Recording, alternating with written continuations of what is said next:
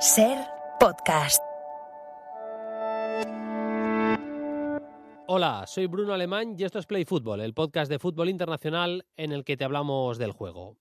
Adrián Bernabé ha tenido que ir superando bastantes obstáculos hasta llegar al lugar que acaba de alcanzar, el de ser uno de los centrocampistas más destacados de la Serie A y campeón del oro en los Juegos Olímpicos.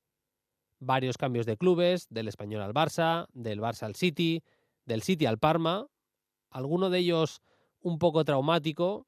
Superó también una operación de corazón con apenas 20 años y peleó en las catacumbas del fútbol italiano para devolver al histórico Parma a la primera categoría del fútbol italiano.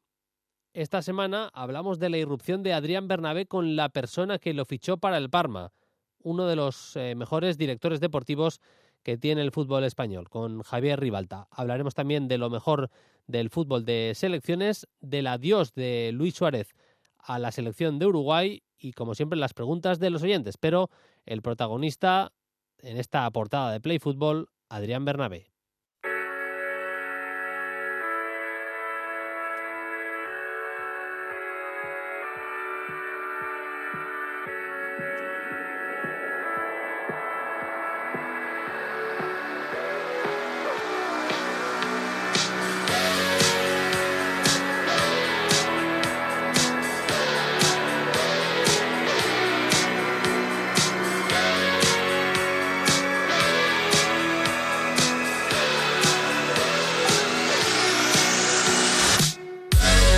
Estuvo en el Torino y en el Milan como scout, fue chief scout del Novara, de la Juventus, del Manchester United, director deportivo del Zenit de San Petersburgo y ya más tarde director deportivo en el Parma y director de fútbol del Marsella.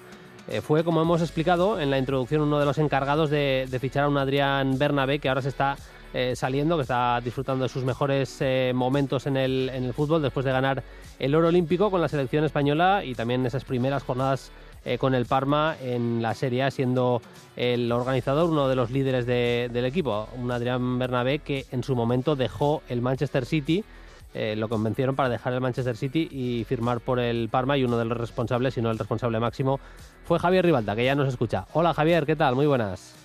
Hola Bruno, muy buenas. Encantados como siempre de charlar contigo. Me consta que estás viendo mucho fútbol después de esa salida del Marsella, o sea que quieto del todo no estás. Seguro que viendo o haciendo lo que te apasiona, en definitiva, Javier, que es viendo mucho fútbol, ¿eh? Sí, ahora pues aprovechando el hecho de no trabajar, pues sí, viendo muchos partidos y viendo el fútbol desde otra perspectiva también, que a veces va bien no estar siempre involucrado, pues bueno, te ayuda a ver las cosas de una manera diferente. Vosotros firmáis, tú entras en el Parma precisamente justo antes del mercado veraniego del 2021, si no me fallan las fechas, Javier, sí, así es. Y firmas ese mismo verano, firmas a Adrián Bernabé, ¿verdad? Sí. A ver, Adrián, obviamente como todos los jugadores de este nivel y de estando en un equipo grande, aunque fuera en el segundo equipo del City, pues acabando contrato es un jugador que estaba en el radar nuestro. Lo que pasa que, claro, lo que nos ayuda muchísimo a firmar a Adrián es la llegada de Enzo Maresca como entrenador. Yo creo que sin Enzo no sé si Adrián habría aceptado nuestra propuesta, la verdad. Uh-huh. Él tiene, lo ha explicado en alguna entrevista y bueno, es público y notorio, se hace un test, un examen médico para firmar por vuestro equipo y le sale un pequeño problemita, le hacen más test y demás y aparece que tiene un problema en una arteria, pero desde el club le aseguráis que si se hace esa operación que le firmáis igualmente. Es una operación que en principio no tenía, parece ser demasiada complicación, pero bueno, no deja de ser una operación de corazón a la que tenía que someterse para poder seguir jugando al fútbol en Italia. Sí, en Italia, desde que pasaron los casos de Morosini y Astori, son muy estrictos con la revisión médica y sobre todo en la parte, digamos, del corazón. Bueno, ese día de la revisión me acuerdo como si fuera hoy.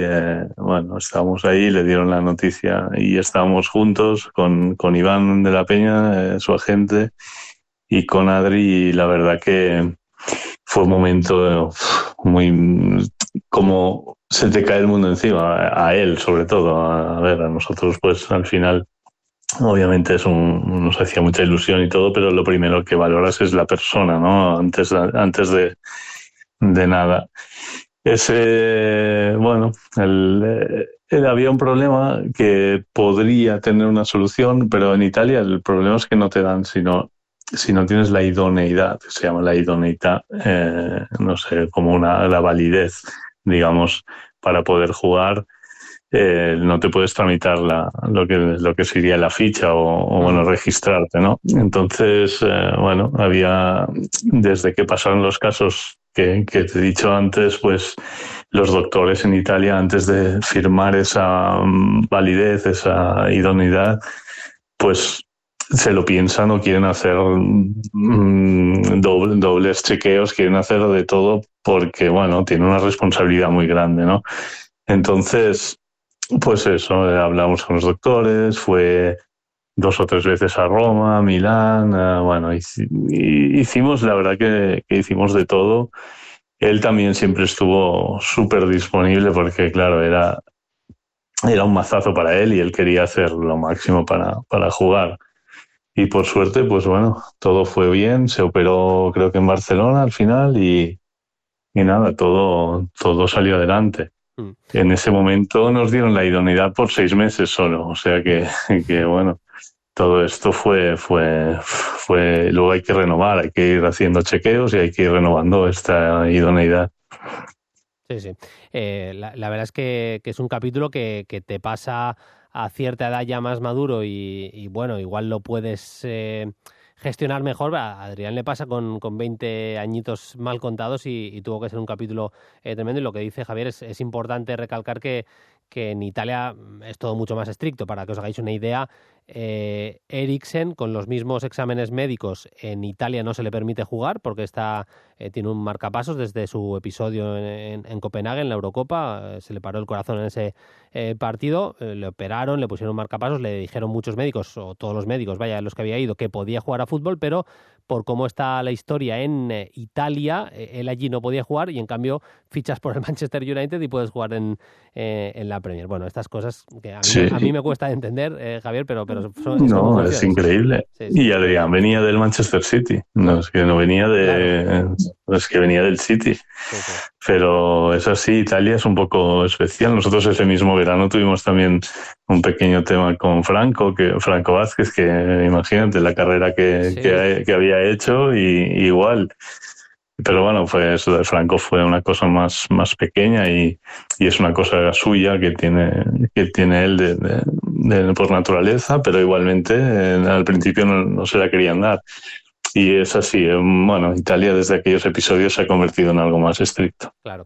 ¿Le firmáis a Adrián? Tú lo conocías, evidentemente habías estado en el vecino, habías estado en el Manchester United, seguro que le habías visto en directo alguna vez y evidentemente de su etapa en clubes como Barcelona. Tú es un nombre que conocías perfectamente, pero ¿en qué te fijas de su fútbol? ¿Qué es lo que te llama la atención más para firmar a Bernabé? A ver, un jugador de calidad que podía jugar en muchas posiciones diferentes.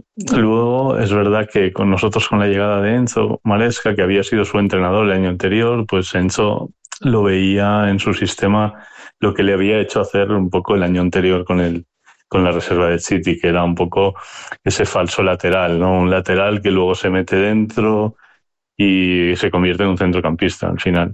Entonces, bueno, es un jugador que también había jugado de extremo a pie cambiado, había jugado de media punta, bueno, puede jugar un poco de todo. Al final aquí estamos hablando que jugó de lateral, de medio centro, de extremo, de media punta y bueno, y como desde que llegó al Parma empezó a jugar de medio centro, si no me equivoco, al principio, pero el año pasado jugó también más adelantado, este año va alternando, bueno, Yo creo que es un jugador polivalente, muy completo y es un jugador inteligente, súper inteligente, con una gran mentalidad, muy trabajador y mucha calidad. Tiene una gran visión de juego.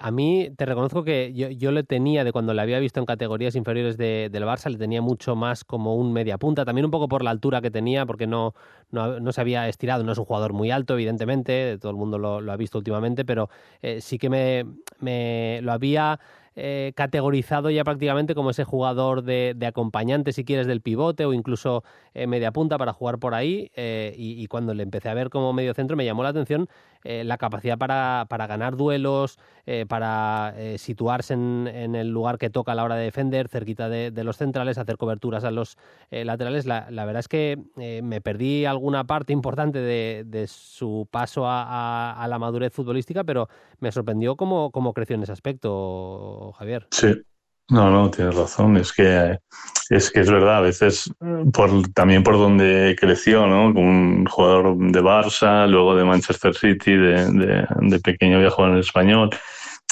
Tiendes a pensar, ¿no? Y como tú dices, ese perfil, pues zurdito, técnico, no muy alto, y dices, bueno, pues sí, el jugador de calidad, tal, pero tiene mucha capacidad de trabajo y se ha convertido en un jugador muy completo.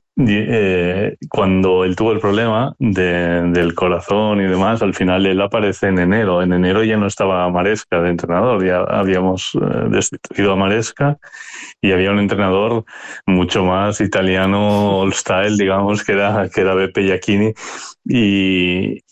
Y ahí, hombre, es increíble que desde el primer día Iacchini le puso de mediocentro, desde el primer día, y a mí eso me sorprendió mucho porque es un jugador que, bueno, no liga, en teoría no tendría que ligar mucho con este tipo de entrenador, pero sí, desde el primer día, y aunque llevaba 6 meses sin competir, se puso ahí a jugar y acabó muy bien, y luego pues las 2 temporadas siguientes que ha completado han sido buenísimas.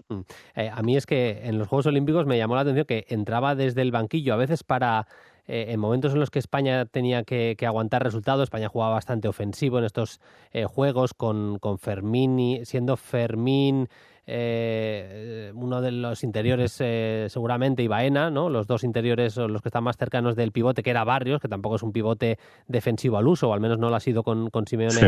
en muchas ocasiones, y entraba Adrián para cerrar resultados casi como un elemento defensivo, si es que se puede decir así, y ayudaba muchísimo en defensa. Me llamó eso mucho la atención también, y luego viéndole en Serie A, por ejemplo, el último partido ante el Nápoles, la capacidad para, eso siempre lo ha tenido esa calidad, ¿no? Pero para filtrar pases tensos, pases que superan líneas, incluso con el cuerpo perfilado como si le fuera a devolver la pelota al portero y de repente te hace un gesto, te cambia y te mete el pase que rompe una línea, que es un pase vertical. La verdad, no sé si lo has visto, pero no le está quedando grande de momento la Serie A, Javier. No, muy bien. Y contra el Milan muy bien.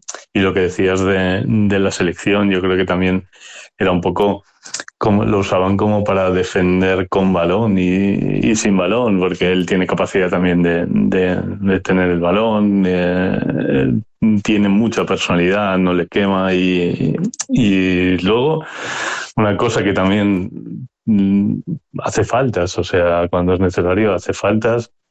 A veces amonestado un poco demasiado, pero es un jugador que se ha convertido y yo creo que va a crecer más porque lo conozco y sé su mentalidad y su cabeza y es un jugador que va a seguir creciendo seguro. Sí. Hablando ya un poco del Parma, es un club que la gente que sea más joven que escuche el programa igual no sabe, y le puede sonar una locura, pero en los 90 ganó 4 títulos europeos. Gana 2 UEFAs, gana una Recopa y gana también una Supercopa de Europa, que se dice pronto. Eso en los años 90 o 90 y principios del siglo XXI.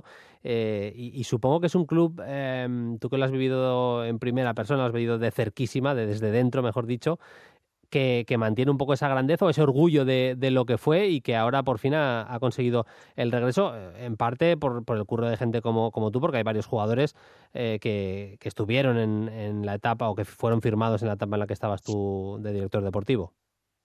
Sí, cuando vives en Parma y trabajas ahí y conoces un poco el ambiente, se nota enseguida y claro, los que somos, a ver, los que hemos crecido en los 80, 90, pues sí que para nosotros es más reconocido el nombre de Parma, pero para los jóvenes quizás no. Y sí que se siente porque ellos, vamos, tienen un orgullo de esos años increíbles y pesa porque en los momentos malos pues siempre aparece la historia, aunque es una historia, digamos, concentrada en una década, ¿no? Más o menos. Pero es una historia grande, la verdad, porque pasaron jugadores increíbles por el Parma, ganando títulos y bueno, ahora no se puede entender quizás los jóvenes, pero es así, es como si ponemos un equipo del top 4 de Premier League en los años 90, más o menos. Para que la gente se haga una idea, Asprilla, Crespo, Verón, Buffon, Sensini, si a la gente no le sonaba tanto el Parma, seguro que... Cannavaro. Claro, Cannavaro, seguro que varios de estos nombres igual le suenan bastante más. Ya para ir cerrando, Javier, me estuve fijando un poco en el equipo y aunque Joan Boni, al delantero, lo tenía visto, o me sonaba al menos de haberlo visto, y lo busqué en el ordenador, tenía algún partido suyo apuntado de las inferiores de Francia, y me fijé que lo firmasteis libre. Sí. De un equipo que realmente... De Châteauroux. Sí, yo no lo he visto al menos en partidos en directo al Châteauroux, creo que no lo he visto nunca. O sea, ahí tuvisteis ojo porque me gustó también mucho contra el Nápoles, ¿eh? Sí, ¿sabes qué pasa? Yo el año que voy a Parma me llevé hice un equipo de scouting, sinceramente, de nivel alto, y venían de clubes pues del Mónaco, de la Juve y tal. Entonces, claro, el bagaje que tienen que estas personas que llevaban ya trabajando años en clubes grandes, pues nos ayudó mucho porque bueno, traían nombres como este. Pues Boni es un jugador que acaba el contrato en el Châteauroux y no le renuevan, y era muy joven, casi no había jugado en el primer equipo, muy poco, pero bueno, lo conocíamos y accedimos a ello. También tuvimos la suerte que no pasó la revisión médica con la Juve, otro que tuvo un problema así, pero bueno, al final nosotros la Juve lo quería creo que para el equipo primavera, y bueno, pasaron un poco del tema. Y nosotros, la verdad, que profundizamos mucho más y tiramos para adelante. Pues, a ver, esto lo voy a decir yo a título personal. Hay mucha gente en el fútbol que, pues eso, que tira de nombre y que de repente son muy mediáticos y tal. Poca gente en el mundo del fútbol, seguramente le pesa que no ha sido jugador de fútbol de élite como sí que lo han sido otros, pero poca gente tiene el currículum de haber estado en Torino, Milan, chef scout de Novara, Juve, Manchester United, director deportivo de Zenit y del Parma, y director de fútbol del Marsella. Se dice pronto el currículum que tiene Javier Ribalta, al que estoy seguro que nada lo vamos a ver en el mundo del fútbol otra vez, y con el que hemos disfrutado esta charla de Adrián Bernabé y de fútbol en definitiva. Javier, como siempre, muchísimas gracias, te agradecemos que hayas estado en Play Fútbol y te seguimos. Un abrazo y hasta la próxima. Nada, gracias a ti y nada, un abrazo para todos. Están siendo días de partidos internacionales, a unos os molestan más, a otros os gustan más. Bueno, el caso es que se están disputando partidos interesantes. Yo creo que el debate es cuándo se tienen que jugar más que otra cosa, si hay que parar tantas veces el campeonato, si hay que parar los campeonatos justo cuando acaban de empezar, prácticamente tan solo 3-4 jornadas, 2 en algún caso. La Bundesliga tan solo se han jugado 2 jornadas y ya hay un parón. Creo que es otro debate, porque aquí lo que nos mola sobre todo es hablar de fútbol. Algún día lo acometeremos, el debate de los calendarios, si es que no lo hemos hecho ya. Paquillo Mariscal, ¿qué tal? Muy buenas. Hola Bruno, ¿qué tal? Pues bien, con muchas ganas de hablar de fútbol contigo, porque ha habido partidos muy chulos. Hemos tenido el adiós internacional de Luis Suárez, ya no va a volver a jugar. El goleador, el pistolero Charrúa, con su selección. Hemos tenido un gran partido de Italia ganándole a Francia por 1-3. Bueno, vamos a hablar varios temas, a tratar diversos temas, y hay preguntas más que interesantes esta semana, así que para aquí vamos a hacer tiempo para que nos quepa absolutamente todo. Si te parece, empezamos por el tema Luis Suárez. Fue un homenaje precioso. Luis Suárez estuvo bastante bien, a pesar de que el partido de Uruguay acabó con empate a 0. Jugó a bastante buen nivel Luis Suárez. Yo creo que en un papel de revulsivo en los últimos minutos igual hubiera tenido carrete para seguir, porque es que lo de el gol que tiene este futbolista es tremendo, pero hablamos de uno de los mejores delanteros de lo que llamamos de siglo, Paquillo, y si lo circunscribimos al tema de partidos con su selección, si habláramos solo de partidos internacionales, yo creo que Luis Suárez está, pues igual como mínimo vaya en el top 5 de este siglo XXI.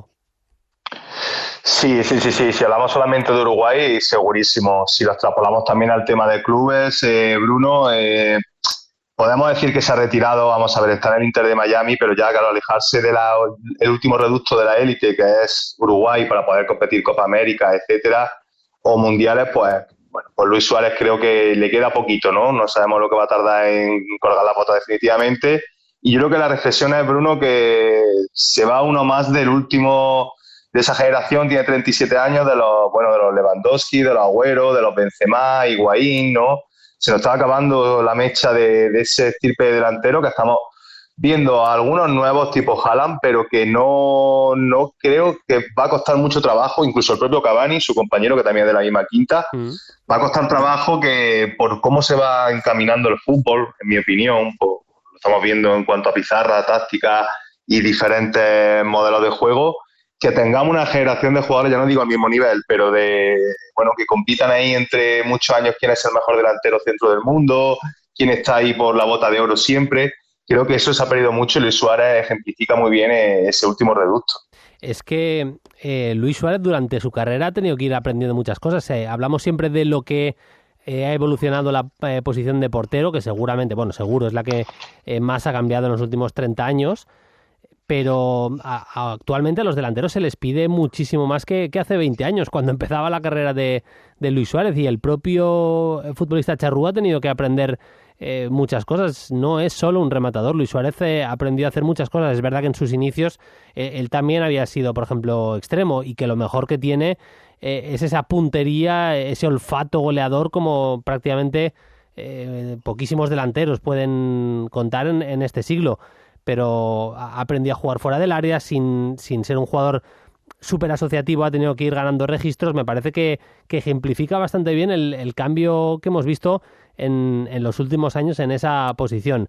Más allá de eso, Paquillo, tiene fotografías Luis Suárez con su selección que son tremendas. La del paradón en el partido contra Ghana, que acaba forzando el penalti, lo falla Ghana y le da esa opción a Uruguay de ir a los penaltis. Vemos ese penalti del loco Abreu a Lopanenka, que acaba clasificando a Uruguay. El tema del mordisco a Chiellini, hay que contarlo todo, que le supuso también una sanción. Hemos tenido bueno, buenísimo, malo, muy malo también, pero en definitiva, como es un poco la personalidad de Luis Suárez, ¿no? Hemos tenido fotografías que no dejan indiferente absolutamente a nadie.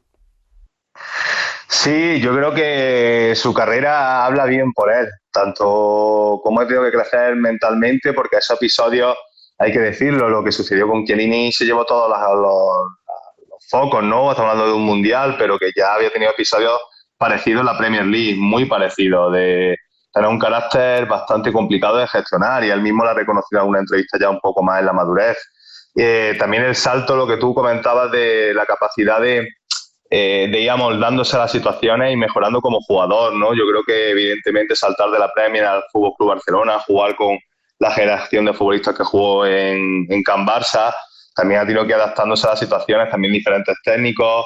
Yo creo que pongo el caso sin compararlo de Higuaín. Higuaín era un tipo que lo fallaba todo y que con el balón en los pies era más bien destartalado. No es así, Luis Suárez no era así en su inicio, pero se verá que también mejoró mucho el pipa en el fútbol asociativo, el juego de espalda, etcétera, etcétera. Y yo creo que al final, si han perdurado el caso de Luis Suárez su carrera, o la ha alargado hasta los 37 años y sigue en la MLS haciendo goles y buen fútbol, también es porque él ha aprendido, a reciclarse, como hablamos tanto de Cristiano Ronaldo, como también en otra, siendo diametralmente opuesto, ¿no? Al final centrarse en qué puede hacer con la edad y qué no puede hacer y a qué puede ayudar, pero sobre todo ir evolucionando, que creo que esa hambre competitiva y querer crecer también lo lleva muy, muy innato el charrúa. Absolutamente, empató a 0 la selección de Uruguay, que nos brindó una muy buena Copa América y que sigue creciendo de la mano de Bielsa. Va a seguir creciendo ya sin Luis Suárez, sin el pistolero. Vamos ya con el Francia 1, Italia 3. Sobre todo vamos a hablar de lo bueno, por tanto, sobre todo de la nueva Italia. Spalletti tenía alguna baja importante, por ejemplo, no está Nicolò Barella, que se está operando de la nariz, si no entendí mal la información, así que un jugador clave se ha perdido esta lista de convocados, y lo que hizo es llenar bastante el centro del campo. Salió en el Parque de los Príncipes con Donnarumma en la portería, línea de 3 centrales para Di Lorenzo, Bastoni y Calafiori, con Andrea Cambiaso, que ha empezado muy bien en la Juve, de carrilero diestro, Federico Di Marco, carrilero zurdo, Samuele Ricci de pivote, con Tonali y Fratesi. Ya Tonali ha vuelto a jugar al fútbol, lo ha hecho en Inglaterra y por tanto también en la selección.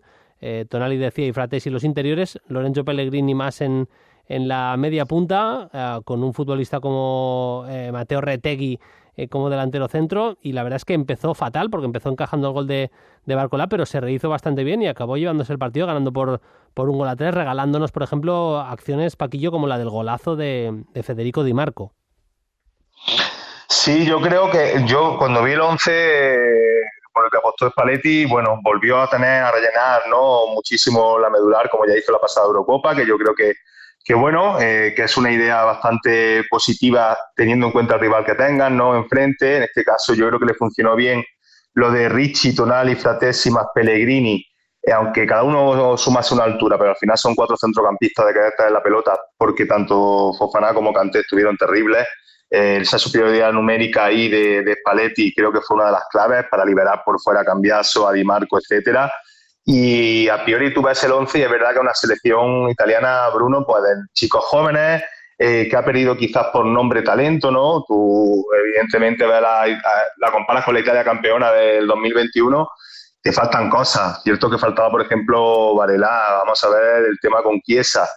Pero fíjate, quizás hacía falta también una mini revolución para que Italia, bueno, pues haga un poco de clic, la gente joven empiece a encajar, más allá de los Calafiori o el Pepe Di Marco, que están más que asentados, y empiece a darle un vuelco a esto, porque verá que Italia necesita competir bien y resultados así le van a reforzar con vista al futuro. Hay varios nombres propios. Para empezar está el de Fratesi. Marcó Fratesi, que no lo he dicho, marcó un golazo Di Marco, y también al entrar desde el banquillo Raspadori, que entró en el segundo tiempo, marcó también, fueron los autores de los goles de Italia. Pero yendo a lo individual, Fratesi no acaba de dar ese salto definitivo en el Inter, y hay varios argumentos, varias razones posibles, pero con Italia es un escándalo. Es que prácticamente cada vez que juega marca. Más allá del gol tiene un envío al larguero también, una muy buena llegada. Te diría que cuando pisa el área, Paquillo, estamos hablando de uno de los futbolistas, si hablamos de centrocampistas, cuando llega y pisa el área, de los más peligrosos que hay en Europa. Pero sin lugar a duda, Bruno, ten en cuenta la temporada anterior en el Inter, sin ser titular, nada más que en Serie A, estamos sumando 6 goles y 3 asistencias, 8 goles y 5 asistencias en total, sin ser, insisto, titular. Es un futbolista que para ese rol que tú comentabas es buenísimo, lo demostró en el Sassuolo.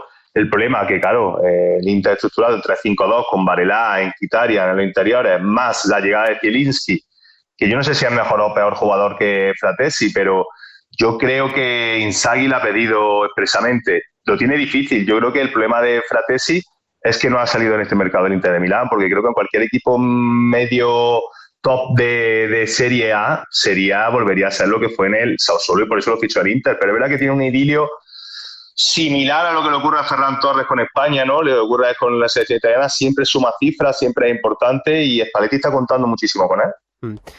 Volvió a jugar con la selección Sandro Tonali, que es un jugador que tiene muchísimo fútbol. Es verdad que te puede hacer tantas cosas en el campo, que acabó jugando de interior izquierdo, y por ejemplo Paquillo nos dejó la acción con esa asistencia de Espuela en el gol de Di Marco, pero más allá de eso estuvo bien Tonali. No parece que haya estado 10 meses sin jugar a fútbol, Paquillo. Sí, la duda con Tonali era cómo iba a gestionar él el tiempo parado, ¿no? Sabemos de futbolistas que han tenido sanciones que, bueno, por forma de ser, por carácter, se dejan un poquito más en cuanto a alimentación, entrenamiento, tal. Yo lo veo bien, yo lo veo, evidentemente le falta todavía ritmo competitivo, pero lo que hemos visto en Premier y este partido, sobre todo más allá de lo físico, Bruno intentando ofrecerse, o sea, él quiere volver a demostrar el futbolista que fue, ¿no? Que quiere resarcirse, ¿no? Pedir perdón, ¿no? Por algo que ha hecho que estuvo muy mal y que le ha costado un año de su carrera, ¿no? Pero yo creo que, si se ha pedido perdón, ha cumplido su sanción, pues ¿por qué no? Parecía que lo teníamos muy olvidado y puede ser también una pieza estructural bastante importante porque el Tonali pre-sanción era un futbolistazo espectacular. Sí, un futbolista que gana duelos, que te llega bien al área, que tiene buen disparo desde fuera, que en acciones a balón parado, tanto directas como indirectas, tiene buen pie. Yo creo, que titular indiscutible en el Newcastle esta temporada y vamos a ver en Italia. Hay que hablar para completar ese centro del campo de Italia estaba la figura de Samuele Ricci y el que no estaba era Locatelli. Fíjate, Paquillo, que llevó, para que nos hagamos una idea, he llevado en esta lista de convocados a Ricci y a Fagioli. Fagioli es otro estilo, no es tan medio centro puro como sí que lo es Locatelli, pero Fagioli está siendo no tan titular como Locatelli, que ha empezado como un cañón la temporada y empieza a ser ya bastante visible que a Locatelli no le acaba de cerrar que a Spalletti no le acaba de cerrar del todo Locatelli. De hecho, le preguntan en rueda de prensa y dice que ha hecho un inicio de temporada interesante, pero que le quería dar la opción de mostrar sus cualidades a Ricci y a Fagioli. Yo no sé si Spalletti tiene mucho tiempo para ir dejándose a Locatelli fuera de las listas de convocados y ha empezado la temporada el de la Juve a un nivel más que a tener en cuenta. Sí, ya lo dejó fuera de Eurocopa, a mí me sorprende mucho. Yo creo que era evidentemente pues con la edad de Jorginho, la marcha de Verratti, etcétera, era el llamado a comandar esa medular de Italia. Creo que lo teníamos todos claro y más aún porque fue de lo poquito potable en la etapa Allegri, esta última, que la Juve, hay que decir que muchísimos partidos, muchísimos tramos de la pasada temporada no jugaba prácticamente a nada y él intentaba generar algo de fútbol. O sea, encima para Mainz, y ahora que con Mota ha empezado muy bien, me sorprende. También me convocó, por ejemplo, que tuvo minutito a Brescianini, el jugador de Atalanta. O sea, yo creo que es una llamada, Bruno, a que ahí hay algo más allá de lo meramente futbolístico que se nos escapa que entre Locatelli y Spalletti que no conocemos. Enfrente estaba la selección de Francia, otra vez con Mbappé jugando en una especie de 4-3-3 en el que Mbappé estaba arriba, es verdad que con algo de libertad y todo lo que quieras, con Griezmann por detrás del delantero centro, pero no le acabé de ver del todo cómodo. No hizo mal partido, ni mucho menos, pero no le vi del todo cómodo. De hecho, el que marca es Barcola, es una acción en la que Barcola se la puede dar a Mbappé y acaba rematando. No fue buen partido, como decías antes, de la selección francesa, que tiene que mejorar, ¿eh?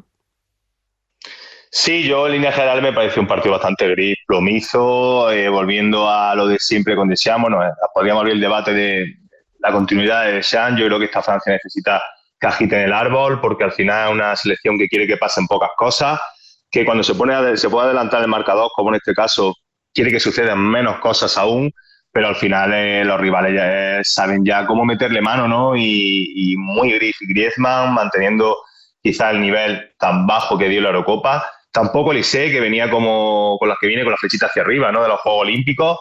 Y es verdad que un poco encorsetado Mbappé, pero yo creo que también, sobre todo, Bruno, el tema Kanté-Fofana, ahí hay muy poquito fútbol.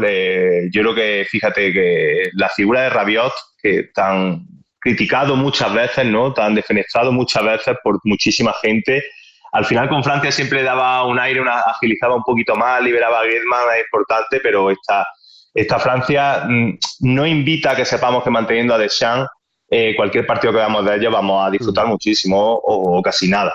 Para jugar con Kanté y Fofana en el doble pivote necesitas a un Griezmann que esté en plan Superman, como el de hace un año. Y está muy bien, está bien Griezmann en este arranque, pero no es el de hace un año. Vamos a hablar ahora de la pareja de moda de este parón, que son los delanteros de Suecia, Viktor Gyökeres y Alexander Isak. Estamos hablando de dos jugadores que han producido 3 goles en el caso de Gyökeres y 2 asistencias en este parón, y en el caso de Isak 3 goles y un penalti provocado. Se entienden bien, se complementan. Gyökeres es voraz atacando los espacios, atacando por ejemplo la espalda del lateral, teniendo esa movilidad que le permite el hecho de estar acompañado por uno que fija un poquito más como es Isak, y luego tiene un buen último pase. Es que Gyökeres es completísimo, y lo más importante, Paquillo, y de cara al futuro de Suecia es una genial, sobresaliente noticia, está demostrando que se entiende muy bien con Isak. Sí, bueno, Víctor Gyökeres, hay que hablar de él en general. Estamos en semana de selecciones, Bruno, pero se ha quedado en el Sporting Club de Portugal. Se ha quedado, lo han retenido. Yo no sé si es que no llegó esa oferta de 100 millones de euros, definitivamente. Pero, vamos, un escandalazo su temporada pasada, cómo ha empezado esta y cómo la ha extrapolado a este parón de Nations League, de 2 asistencias y un gol contra Azerbaiyán, una sinergia espectacular con Isak, como tú comentas, permitiendo a Kulusevski, que muchas veces en los últimos tramos, los últimos años con Suecia, Kulusevski ha tenido que jugar por dentro, quizás alguna vez de falso 9, permitiendo que jugase en banda derecha, que bajo mi punto de vista es su mejor lugar, con el Elanga, como tú bien dices. Quizás haya ese nivelazo que hay en la zona de arriba, ¿no? Con respecto, está un poco desequilibrado al resto del equipo. Creo que evidentemente es uno de los grandes males de Suecia, porque se ha quedado fuera de algunos torneos. Creo que está un poco desequilibrado, tiene mucho nivel, algo similar a lo que le ocurre a Noruega, ¿no? Probablemente, aunque Noruega está un poco, tiene más nivel en todas las líneas. Y bueno, y también hay que decir que está Jon Dahl Tomasson, ¿no? Un mito en el banquillo que para hablar de dobles puntas, de como jugaba él muchísimo cuando era futbolista, pues qué mejor que él para tratar de tácticamente darle ese espacio a Isak y Gyökeres, que me parecen ahora mismo, a mí al menos, si nos hacemos una lista de 10, 15 mejores delanteros del mundo, están ambos seguros. Gyökeres tiene una cláusula de rescisión de 100 millones de euros, cláusula liberatoria por parte del Sporting Club de Portugal. No digo que los valga, pero está en camino, como dice Paquillo, de ser de los mejores delanteros del mundo. Va, más preguntas. La siguiente la voy a contestar con un audio, que no es mío el audio. Ahora lo explico. Víctor Maltrana dice: ahora sí que ha empezado la temporada, cuando vuelve Play Fútbol. Pregunta: acabo de saber que Nusa es noruego, como Haaland, Sorloth, Odegaard, Bob, Ryerson, Ostigard, Strand Larsen. ¿Sabéis si pasa algo en Noruega a nivel de fútbol formativo que explique este aluvión? Abrazo enorme, equipo. Pues otro abrazo para ti, Víctor. Te va a contestar un oyente futbolero por antonomasia. Ya sabéis que Play Fútbol tiene oyentes en todo el mundo. En este caso tenemos oyentes en Noruega. Rafa Cobo, que además es súper futbolero, ahora lo escucharéis, nos cuenta qué es lo que ha pasado en Noruega para que se haya producido este boom de tantos jugadores tan buenos en un espacio tan breve de tiempo, en los últimos años, vaya. Hola Bruno, buenas tardes. Mira, hace 10 años, en 2014, Noruega estuvo estudiando el modelo de desarrollo del futbolista de Bélgica. La Federación Noruega quiso hacer un modelo similar al que había hecho que los belgas tuviesen una gran cantidad de buenos jugadores que se desarrolló en un momento muy determinado. Se empezó a hablar más de técnica que de fuerza, lo que había sido típico del fútbol noruego. Yo en aquella época hice el curso de entrenadores aquí y se hacía mucho foco, por ejemplo, había mucho foco en el juego al toque, juego en superficies pequeñas, juego de ataque con desventaja, de forma que había que mover el balón rápidamente. El foco en el que el portero empezase a dejar de sacar el balón fuerte, sino que más bien se sacase el balón desde atrás. Entonces este desarrollo fue importante y seguramente sean estos jugadores en el resultado también de eso. Otro elemento fundamental que no cabe ninguna duda, a mí al menos no me cabe ninguna duda de que a partir de primero de los años 2000, digamos a partir del 2005, entre 2005 y 2010, se convirtió en un tema fundamental el tema de la introducción del césped artificial. Yo he jugado en campos de tierra aquí en Noruega en invierno y es absolutamente un crimen. O sea, aquí entiendes por qué se jugaba al boleón. La introducción del césped artificial ha hecho que los jugadores, los chavales, los jugadores jóvenes pudiesen jugar de una forma totalmente distinta, que hubiese más posibilidades de practicar la técnica, que hubiese más posibilidades de jugar con el balón a ras del suelo. Y es un tipo de superficie que se puede utilizar durante todo el año. Ni el césped natural se podía utilizar en invierno, y ya te digo, la tierra era tremenda, en charcos y era barro. Sí, un tipo de terreno de juego que se prestaba mucho a la épica y a la fuerza, pero que no daba ninguna sensación, no daba ninguna facilidad para poder jugar técnicamente. Entonces yo creo que sí, que la generación de jugadores noruegos que ha surgido de esta época, que ha surgido en esta época, tiene su origen en estos dos elementos fundamentales. El modelo formativo que se implantó a partir de hace 10 años y la introducción a partir de hace 15 años o así del césped artificial. Pues ahí queda la explicación. Rafa Cobo nos dice que intentaron copiar, o al menos hicieron esa probatura de hacer cosas similares a la Federación Belga, y que estos son los resultados. Interesante como siempre. Julián dice: buenas Bruno y Paquillo, gracias por el esfuerzo semanal una vez más. Nos hacéis inmensamente felices con el regalo de cada lunes. Me gustaría saber si se va a diseccionar al cómodo de Cesc Fàbregas en programas venideros, estilo de juego, virtudes, defectos, variantes tácticas, futbolísticas, con mejor desempeño. Y por favor que os mojéis, ¿se salva o no? Mil gracias. Pues mira, el año pasado hicimos una portada de Play Fútbol medio dedicada al cómo de Cesc Fàbregas, y está disponible. Algo haremos, algo iremos comentando del cómo, pero lo que sí que podemos hacer, Paquillo, es mojarnos. ¿Tú le ves al cómo salvándose? Yo te voy a decir, Bruno, que no. Te voy a decir que no. El año pasado aposté por el Frosinone de Di Francesco, también con mucha gente joven, con mucho cedido, me llamaba mucho la atención. Yo me cae muy bien Cesc Fàbregas, me gustaría que se salvara, pero yo creo que le va a costar trabajo y va a descender. Yo lo veo complicado. Quiero ver también el mercado de invierno. Creo que está bastante bien lo de firmar experiencia en un grupo. Es que, insisto, lo contamos la semana pasada, es que prácticamente no tiene futbolistas que hayan tenido experiencia en la Serie A, y no es una chorrada ni una casualidad que fichen de golpe a Pepe Reina, a Alberto Moreno, a Sergi Roberto, jugadores con mucho callo competitivo que saben lo que es competir en el máximo nivel, y a pesar de que no estén ya alguno de ellos al menos en su mejor momento físico, pues evidentemente saben de lo que va el tema. También han hecho algún fichaje ilusionante como el de Nico Paz. Yo tengo muchas ganas de ver a Nico Paz este año en Liga Italiana. Dicho lo cual, si tengo que decir sí o no, yo creo que no, y no por Cesc, sino porque la plantilla va bastante justita para salvarse. Aquí hay que leerlo todo.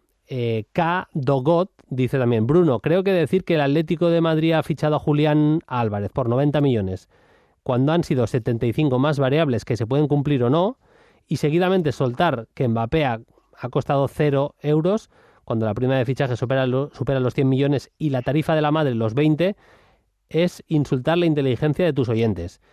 Pues en parte tienes razón, ¿eh? O sea, asumo la crítica. Es verdad que es en un contexto de hablar rápido de las cosas, y a veces das por hecho que la gente pues ya puede tener en mente lo que tú estás diciendo, pero muchas veces hay que poner en contexto, y es verdad que yo lo que digo es que es un triunfazo fichar a Mbappé con un traspaso de un total de 0 millones de euros, que eso es así. Yo no tengo las cifras, no sé si la prima de fichaje son 100 millones y la madre además ha trincado 20 millones. Si es así, me parece que nadie lo está explicando con luz y taquígrafos. Es decir, si no hay luz sobre las operaciones, yo tendré que decir lo que ve todo el mundo, que es que Mbappé ha costado 0 millones de euros. A partir de aquí que el Madrid en sus cuentas haga público lo que tenga que hacer. Y a partir de ahí sí que digo que del Atlético de Madrid yo tengo entendido, mi información es que los 75, bueno, voy a decirlo fácil, que para llegar a 80 millones de euros es facilísimo, o sea, iba a decir una burrada, pero con que juegue un mínimo de partidos Julián Álvarez esta temporada, que los va a jugar, se llega a los 80, y los otros 10 tampoco son tan difíciles. Me decían que que las variables en la operación de Julián no eran del todo difíciles. Dicho esto, es verdad que no especifiqué y debería haberlo hecho, Dogot, así que asumo el golpe, por decirlo de alguna manera. Más preguntas. Aquí dice: hola Bruno y Paquillo, felicitaros siempre por el programa, un año más. Mi pregunta es más de consumo interno. Esta es buena, Paquillo. Dice: recientemente me sorprendió la presencia tanto de Fabrizio Romano como de Mateo Moretto en la presentación de jugadores en el Civitas Metropolitano. No sé si con alguna razón de peso por detrás de ella. Sin querer especular sobre el peso y la función de agentes y demás en el mercado de fichajes, ¿qué opinión nos merece este fenómeno de la aparición exponencial de estos gurús de los fichajes? ¿Creéis que puede degenerar o ya son parte activa de la ejecución de operaciones de jugadores en base a las informaciones que dan? Yo, Paquillo, doy mi opinión y tú das la tuya libremente, cada uno que diga lo que quiera. Lo de que estén en la presentación, yo creo que a nivel estratégico por parte del Atlético de Madrid es más que interesante. Al final están abriendo una puerta al mundo con periodistas que son top a nivel de mover, de controlar operaciones de mercado y que no viven en España o no son españoles propiamente. Abres una ventana a otros mercados para que la más peña compre camisetas del Atlético de Madrid. Y luego, pues es que al final esto del fútbol es un negocio y es un espectáculo como cualquier otro.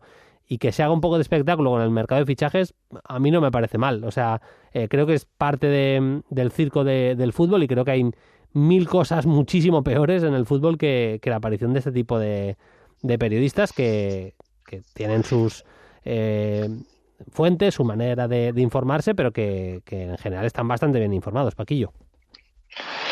Sí, bueno, yo evidentemente, todo el que me conozca sabe que a mí el mercado de fichaje en concreto es algo que me gusta muchísimo, por lo tanto yo compro mucho tu opinión, Bruno, porque entiendo que el Atlético de Madrid en concreto, la fotito que están ellos allí en mitad de la presentación, eso sí es pura estrategia y me parece totalmente lícito, y me parece bien y quizá lo utilicen o hayan querido utilizarlo otros clubes y no han podido, y el Atlético de Madrid tiene esa afinidad con ellos, ¿no? Y luego creo que son figuras que bueno, que sí, como todo en la vida, pues quizá haya gente que crea que están mitificados, pero yo creo que en concreto estos dos nombres dan siempre tienen la fiabilidad, siempre tienen fuentes fiables, casi siempre que hablan de un movimiento de mercado al 99,9 se va a suceder, por lo tanto son gente seria dentro de la profesión que creo que tanto que se tiene estima a otros, pues a estos también, aunque sean en un momento muy concreto de toda la temporada, ¿no? Que es cuando se abren los mercados. Totalmente. Nos da tiempo al menos a una más. Miquel dice: buenas chavales, ¿a qué achacáis el continuo fracaso año tras año del fútbol turco en Europa? Dice: no lo entiendo. Los tres grandes tienen plantillas muy interesantes con jugadores de primer nivel. El nivel en general de la liga es bastante decente y sin embargo en Europa batagazos constantes. Mi teoría es muy rápida y es muy sencilla. Son equipazos muchas veces, pero descompensados. Creo que tienen bastante mejor ataque que defensa la mayoría de estos equipos, eso por una parte. Y luego que tanto los equipos como la afición turca son equipos muy, muy raciales, muy emocionales, y creo que en competición europea muchas veces la tensión hay que dejarla en la mochila, hay que ser muy cerebral, y me parece que esto le cuesta a los equipos turcos, Paquillo. Sí, totalmente. Yo sobre todo eso, creo que son demasiado impulsivos, que viven el fútbol con un carácter muy, muy fuerte, y claro, ese puntito de pausa, de bajar revoluciones, de ser racional, de saber en dónde estamos, le falta ese recorrido. Y luego también es cierto lo que comenta Bruno, son plantillas que la propia Galatasaray este año no ha llegado ni un central de garantía, no ha llegado ni un portero de garantía, y fíjate todo lo que tienen arriba, que es una auténtica barbaridad, al igual que lo que se ha quejado Mourinho con su Fenerbahce. Siempre ha sido, en su momento era el cementerio de elefantes, ¿no? Donde iban las estrellas ya a retirarse, y ahora bueno, van a estrellas más jóvenes, pero son all-stars, son juntar muchísimos cromos arriba de mucho talento, pero sin mirar hacia atrás. Y al final cualquier equipo medio ordenado en Europa que sí tiene esa pulsación un poco más baja y que tiene una táctica superior, pues acaba pasando, ¿no? Vamos a ver si mejoran este año o no. Lo podremos contar ya por el mes de mayo, más o menos. Paquillo, como siempre, muchas gracias. Ya le recordamos a los oyentes que nos pueden enviar sus preguntas en @playfutbol en Twitter o bien en los comentarios de iVoox, que se cuelga cada lunes el programa en iVoox, en Apple Podcast, estamos en Spotify, vamos, en vuestra plataforma de audio preferida. Sabéis que nos podéis seguir, darle like, lo que os dé la gana, lo que os haga sentir cómodos, y nosotros más que contentos si lo hacéis así. Lo dicho, Paquillo, hasta la semana que viene. Un abrazo. Un abrazo, Bruno. Chao, chao. Entrenar no es lo que te han dicho que es. 20 ejemplos para demostrarlo y conseguir que tú no caigas en la trampa. Es el nuevo libro que acaba de publicar Miguel Llorente. Lo podéis encontrar en su página web, entrenamientocircular.com. Y bueno, tenéis muchísima información. Yo hace tiempo que vengo hablando de cosas como las que cuenta en su libro con Miguel. Me parecía interesante traerlas a Play Fútbol, y nos está escuchando ya. Hola Miguel, ¿qué tal? Muy buenas. Bruno, ¿cómo estás, tío? Encantado de escucharte, como siempre. Pues igualmente, hombre, con muchas ganas de hablar contigo de fútbol, de tu manera de ver el fútbol, de tu manera de entender lo que es entrenar. Vienes a decir que después que la experiencia, porque llevas varios clubes importantes y sobre todo años de experiencia, te han hecho empezar a ver las cosas de manera un poco diferente, y eso es lo que te hace también un poco publicar el libro. Sí, Bruno, nos están engañando. Hombre, te lo digo así pero es que lo que nos han contado, siempre lo digo desde el respeto, desde el cariño, desde la humildad, pero es que como digo siempre en el libro, en los correos, en donde aparezco y donde hablo, la base de la pizza no nos la explica nadie. O sea, nos explica los ingredientes, pero que es la auténtica base de la pizza que decide muchas cosas, no te lo cuenta nadie. Entonces de ahí viene un poco el origen del libro y un poco la razón por lo que decidí escribirlo. Tienes que publicitar entonces el libro con el meme este de "hemos sido engañados", que sale la pintada en la pared, pues con eso. Exactamente, eso es tal cual. Nos están engañando. Esto es como lo de la tierra plana y la tierra redonda, ¿no? Vale. Pues nos están engañando, ya está, no hay más. Sí, siguiendo con el símil, entonces la base de la pizza de entrenar en el mundo del fútbol, ¿qué sería, Miguel? Pues mira, la base de la pizza del entrenamiento en el mundo del fútbol es la exigencia, el cariño y la sinceridad. Por lo menos, repito, por lo menos para mí. Para otro entrenador puede ser otra cosa, puede ser otras 3 ingredientes principales, puede ser otras 3 maneras de ver el entrenamiento, pero desde luego lo que estoy seguro y lo que estamos seguros muchos de los entrenadores con los que tengo la suerte de hablar diariamente y habitualmente, es que el 4-3-3, el 4-2-3-1 y el 5-3-2, desde luego eso no es la base. Y tampoco la base, cuando te explican qué son las permutas y las coberturas, tampoco la base. Y tampoco la base que el lateral venga dentro para que el extremo se haga amplio, eso tampoco es la base. Eso es muy importante y siempre lo digo, ¿no? Son cosas que hay que tener en cuenta, son elementos que hacen que tu modelo de juego, suponiendo que exista, ¿no? El modelo de juego que nos han contado siempre, que creo que tampoco existe, pero bueno, tu manera de entender el juego son factores importantes, pero no son los más importantes. Repito, lo más importante es que el jugador te escuche, que el jugador confíe en ti, que el jugador en un momento dado con los ojos cerrados sepa lo que tenga que hacer gracias a que tú le has hecho partícipe, que el jugador se sienta autónomo. O sea, hay infinidad de factores que no nos cuentan y que realmente son los que determinan el éxito o el fracaso. Me gusta en el tramo en el que explicas un poco de lo que va el libro, lo que es el libro. Bueno, me ha molado mucho lo de este libro no te va a ayudar ni a adelgazar, ni a encontrar pareja, ni a pagar la hipoteca, ni siquiera a trabajar con Guardiola ni con Ancelotti, que eso es buenísimo. Pero sobre todo vienes a decir que el libro lo que va a hacer a la gente es pensar, o sea, recuestionar, reformular cosas de las que ha hecho, ver si mirarse un poco al espejo como entrenador, no tanto en lo personal, pero repensar las cosas que uno hace, repensarse en definitiva.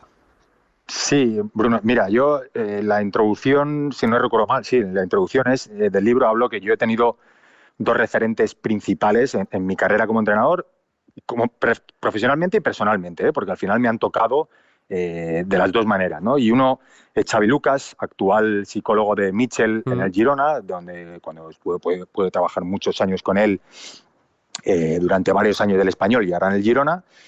Gran profesional, pero sobre todo amigo y persona increíble. Y por otro lado está Paco Seirulo, preparador físico, Cruyff, Guardiola. El que no sepa quién es Paco, bueno, pues todos son mis referentes. Dudo que nadie que escuche Play Fútbol no sepa quién es Paco Seirulo. Por si acaso, me he encontrado de todo, de todo. Y al final son dos personas que siempre han roto esquemas, ¿no? Tanto, repito, en su faceta profesional y en su faceta personal. Entonces, les he tenido tan cerca durante tanto tiempo y de tantas maneras que al final ese espíritu crítico y esa manera de entender el entrenamiento y de entender la vida, pues me la han contagiado, ¿no? Entonces, yo creo que el papel que tuvieron ellos conmigo fue ese, mostrarse críticos y conseguir que yo entendiera o pensara de una manera diferente al resto, o por lo menos así lo entendí yo, y eso es lo que yo quiero intentar y conseguir con los entrenadores que lean este libro, o que lean los correos, o que se meten en la página web, es que le den un poco una vuelta, repito lo de antes, a esto que nos han contado que es entrenar, y que se atrevan a dar un paso, no sé si adelante o atrás, eso cada uno que lo decida, pero sí un paso diferente al que dan habitualmente, para ver el entrenamiento de una manera, desde un paradigma diferente, una mirada distinta. En el subtítulo pones 20 ejemplos para demostrarlo y conseguir que tú no caigas en la trampa. ¿De qué van? ¿En qué consisten estos ejemplos? Pues mira, esto lo pongo también, no sé, la introducción también, es una recopilación de todas las publicaciones que he hecho en Twitter, en redes sociales, en alguna aparición tanto en el podcast mío, El Camino Entrenador, como podcast ajenos, y sobre todo en la newsletter diaria que tengo en El Camino Entrenador. Entonces, al final es una recopilación de correos, sobre todo correos y artículos, donde cada uno te aporta una píldora, no sé llamarla teórica, porque no es teórica, sí que podría ser una píldora de pensamiento, aunque suene así un poco filosófico, añadido, sumado a una píldora práctica, ¿no? O sea, al final, en cada capítulo, además de aportar una idea, entiendo y espero que sea diferente, va a acompañar una parte práctica, una tabla, donde casi todos los capítulos, si no todos, son preguntas hacia el entrenador, lo que hablábamos antes, ¿no? Con el objetivo de que piensen de una manera diferente, ¿no? Pues a lo mejor qué les da miedo, en qué son buenos, qué les han dicho del entrenamiento que realmente se han dado cuenta que no funciona. Son preguntas que van un poco al esternón del entrenador, preguntas abiertas que se llaman en coaching deportivo, en psicología, que le hagan pensar al entrenador y a partir de ahí pues que tomen sus propias conclusiones, ¿no? Pero que no compren lo que nos cuentan en el curso de entrenador, que pese a ser yo profesor, el curso de entrenador no vale prácticamente, no voy a decir para nada, pero sí que es verdad que lo importante no se aprende ahí. Bueno, en mi profesión pasa un poco parecido. Periodismo, claro, es fundamental, estudiar la carrera de periodismo, muy, muy importante, que quede muy claro, pero al mismo tiempo lo más importante para ser periodista no lo vas a aprender en la universidad, o al menos en la clase de la universidad. Eso seguro. Efectivamente. Para la gente que compre tu exposición, que compre tu manera de pensar, de entender lo que es el entrenamiento en el fútbol de hoy en día, también aportas unas tablas prácticas para que la gente pueda llevar a cabo, ya insisto, que no sea una cosa solo teórica lo que tú les ofreces, sino que a nivel práctico les pueda servir también. Sí, es que al final es eso, ¿no? A ver, incluso además con el tema de las redes sociales, ¿no? Estamos hartos, yo el primero, de ver cómo te intentan vender, y me parece súper legítimo y lícito la idea que tiene cada uno de ver la vida, ¿no? Cada uno, pues, nutrición, entrenamiento, etcétera, etcétera, ¿no? Pero sí que creo que por mucho que yo lea 23.527 frases en Instagram, muy bonitas, que la puedas colgar a tu historia, que está muy bien, eso no vale para nada, porque eso lo lees y a los 10 segundos lo has olvidado, o a lo mejor se te queda, pero no va más allá. Lo que sí que yo he intentado y sé que he conseguido es que con esas tablas, siempre y cuando el entrenador las ponga en práctica, si las lee y pasa de página y no las pone en práctica, pues obviamente no servirán para nada. Pero por lo menos mi objetivo es ese. el momento que el entrenador ponga en práctica esas tablas, hostias, se va a hacer unas preguntas, y ya no tanto preguntas, sino que va a pasar a la acción, porque hay algunas que son de pasar a la acción, hay algunas de tener que escribir a X jugadores, hay algunas que hay que escribir o relacionarse o hablar con tu jefe. O sea, son varias, en la parte práctica, las que te llevan a dar un paso que posiblemente, si tú no lees ese libro, pues no lo hagas, ¿no? Porque estás cómodo o no lo estás, pero aún así no te vas a atrever a hacer depende de qué cosas. Obviamente no estoy diciendo a nadie ni que se tire por la ventana, ni que, ¿no? O sea, estoy diciendo cosas normales, pero que posiblemente si no las lees o si no hay alguien que te incite a hacer depende de qué cosas, pues sigas con tu vida normal y corriente de entrenamiento, de ir todos los días a entrenar, hacer tus tareas y no replantearte nada, ¿no? Entonces, por eso decía antes que yo creo que la clave del libro es que, además de aportarte, espero y deseo que ideas diferentes, después de cada idea hay una parte práctica para que puedas aplicarlo y te des cuenta de lo que realmente quiero decirte y lo que realmente quiero explicarte, porque cuando lo hagas vas a tener un aprendizaje y vas a tener una respuesta que te va a valer para decir, coño, pues esto tiene sentido, o por el otro lado, este tío no tiene ni idea y no voy a leer más del libro, ¿sabes? Pero al final que el entrenador pueda decidir en base a su experiencia. Me encantaría estar mucho más tiempo, pero ya sabes que a pesar de ser un podcast nos cortan las alas, Miguel. Para dejarlo muy claro, el libro se puede adquirir a través de Amazon y en tu web, insisto, entrenamientocircular.com, ¿verdad? Exactamente. En Amazon se puede encontrar, pues nada, poniendo el título, poniendo mi nombre, aparece. Y si no, pues desde la web hay un apartado arriba en el menú que pone libro y ahí está el botón que te lleva directamente a Amazon y ahí se puede comprar. Apuntado queda. Miguel, muchísimas gracias por estar en Play Fútbol. Mucha suerte con el proyecto del libro y en tus nuevos proyectos profesionales y todos los que tienes ya en marcha. Un abrazo y hasta la próxima. Gracias a ti, Bruno. Un abrazo fuerte, fuerte.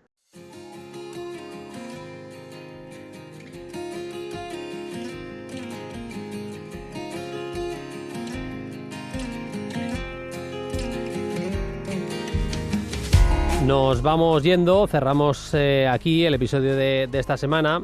Sabéis que ha sido la semana en la que se ha hecho oficial que Iker Muniain firma por San Lorenzo de Almagro. Se va al Ciclón, va a jugar a partir de ahora en Boedo, una de las aficiones más calientes de toda Argentina, más fieles y un espectáculo, cómo viven los hinchas de San Lorenzo los partidos. Me ha gustado especialmente cómo se anunció el fichaje, cómo se llevó a las redes, cómo se promocionó la contratación de Iker Muniain, porque los clubes al final son sus aficionados y también son sus historias. Y en la historia de San Lorenzo de Almagro está marcada a fuego la llegada de Isidro Lángara, un delantero español que tuvo que emigrar de España por la guerra y que se hinchó a marcar goles. Estuvo en el Oviedo, estuvo en México y firmó por San Lorenzo de Almagro. Y una de las maneras más sencillas seguramente, pero también mejor pensadas, de poder anunciar el fichaje de Muniain era con una carta que teóricamente le ha escrito y le leía Muniain a Lángara. Vasco, llevo poco tiempo aquí, en Argentina, pero te cuento que me hablaron de ti. Me dijeron que viniste huyendo de la guerra, que dejaste a tu familia, que estabas solo, que no te conocía nadie. Me contaron que al bajar del avión te dijeron, dale que entras, y en tu debut metiste 4 goles. Escuché que te aplaudían hombres de traje y corbata, que hacías crujir los tablones, y que ibas a meter 110 goles en total. Así empezaste a construir tu leyenda. Sé que Boedo fue tierra de vascos y de sus tambos, hace ya mucho tiempo, y que Boedo siempre será tu hogar. El tiempo pasó, ya no estás solo, no huís de nada. No eres desconocido. Ahora descansas en la historia del Ciclón. Y entendí por ahí que a los vascos nos quedan historias pendientes. Pero de eso me encargo yo.